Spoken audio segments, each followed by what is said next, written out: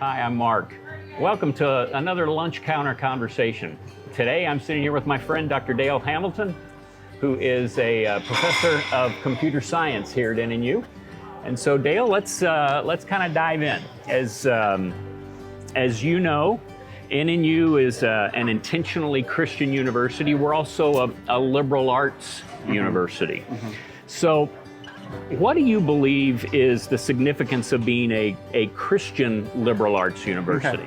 Okay. So I'm going to break that apart into two pieces. Okay. One is Christian, one is liberal arts. Good. So in computer science, the most interesting problems to me are the ones where some ologist is saying, I need what you've got. Yeah. In my case, my research is with wildland fire. Before I came to NNU 10 years ago, I was running a software company in Missoula, Montana, working with the U.S. Forest Service and Bureau of Land Management, doing ecological modeling and fire behavior. So when God called me, and I'll get to the other part of that then, the Christian side, but when God called me here 11 years ago, and I thought I was safe because that he wouldn't call me from Western Montana down here because I only had a master's degree. And God said, hey, so what if you're in your late 40s, you're going back to school, dude. So I got to very quickly deal with both sides of the classroom because this was my first time in academia as a professor. But I saw the value of students working in real world problems.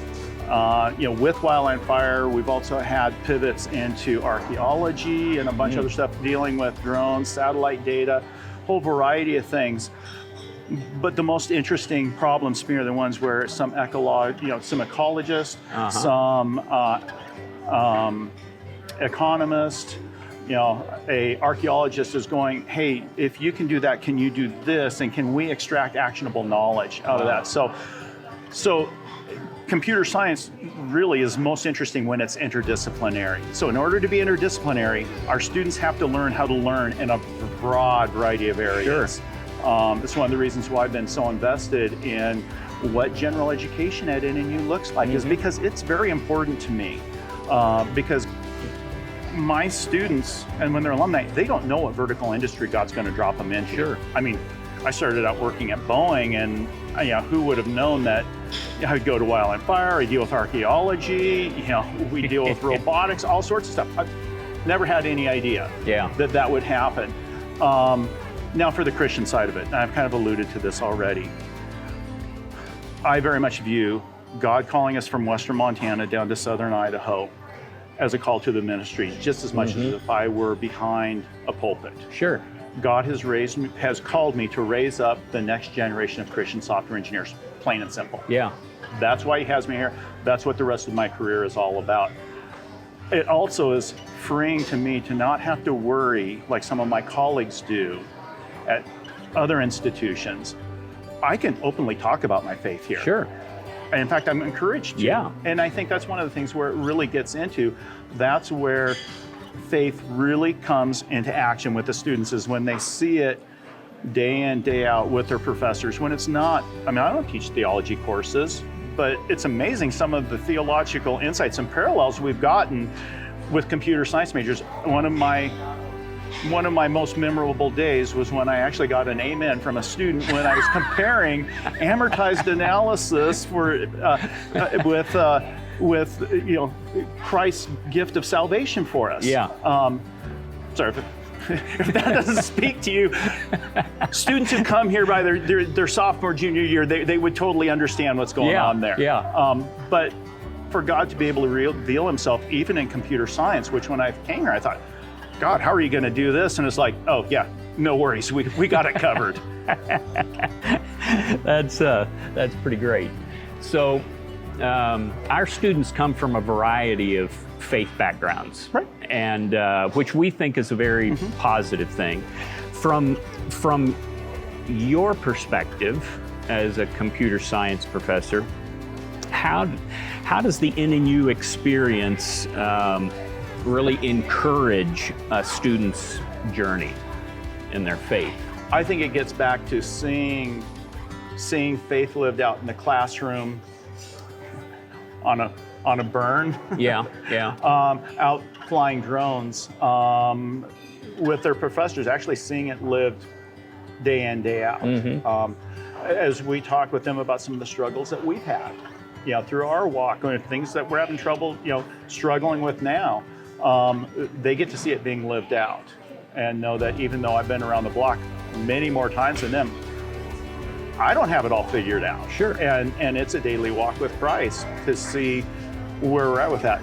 But I'm under no illusions that all of my students have a relationship with Christ. I know for a fact that some of them don't. Sure. So this really is a call to the ministry for me for evangelism. Yeah. Those students who don't, it's still up to them. They are still going to exercise free will. Sure. But they will get my witness as to why I chose and choose to continue to choose to follow Christ. And why, with every step of my education, from a bachelor's to a master's to a doctorate, why my faith has actually grown. When God gave me the opportunity to see ecological data at a scale and a magnitude that really, within fire ecology, had never been looked at before. I'm just saying, the rocks literally cried out. Yeah, yeah. I mean, it was very apparent what was going on there, and how someone could deny the existence of a very smart engineer who designed this whole thing. Yeah. Then it's a question of, okay, so who is that extremely intelligent engineer that in many areas of computer science, artificial neural networks, we copy from him. With simulated annealing, we copy from him. Okay, so who is that? And then to follow that trail to a personal relationship with Christ is, well, when the day comes and they decide what they're doing, they're not going to be in a vacuum, at least as far as their experience with me. Yeah, yeah. That's wonderful. So as you think about your role as a professor, talk about how NNU prepares students for what's next in life. What happens after they graduate from this place? Great question. So when I first came to NNU, it was a very sudden and unexpected call, like over the course of 2 weeks. Wow. It was very fast. And so that first day when I came into my first class, and I sat down with the students and I said, I don't know how to be a professor, but I do know how to be a project manager, and that's how I'm going to treat your education.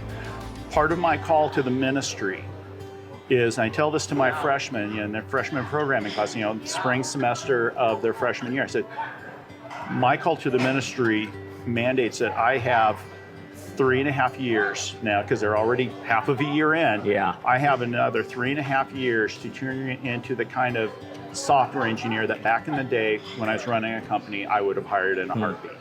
And that drives how I approach their education. It also drives my approach to and my relationships with my students. You'd mentioned, when we were chatting before, that I'm pretty informal. That comes from being in industry for 25 years before I got into academia, where you may work with someone for a couple of years before you realize they've got a PhD. Yeah. So that relationship that I learned from some of the most intelligent fire ecologists, in the nation, if not the world, but that ecologists tend to be kind of informal people, and so, to be able to work with the students and to develop those personal relationships, I think is so key. But approaching it from saying, hey, I know what it takes to be successful because I've been successful in this field, and going, let me help you learn from my mistakes and not repeat them. Yeah, yeah.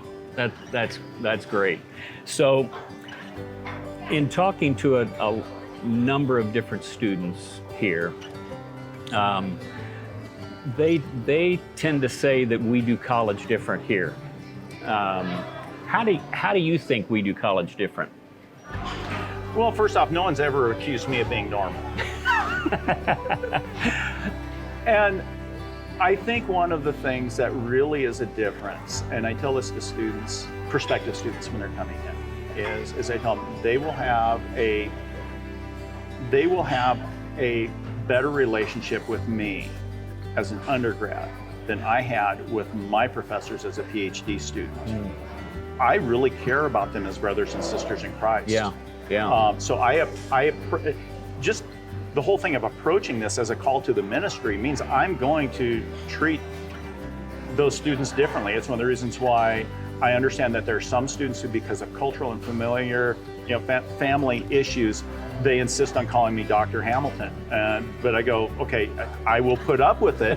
My preference is that you call me Dale, because quite honestly, Dr. Hamilton still seems a little weird to me.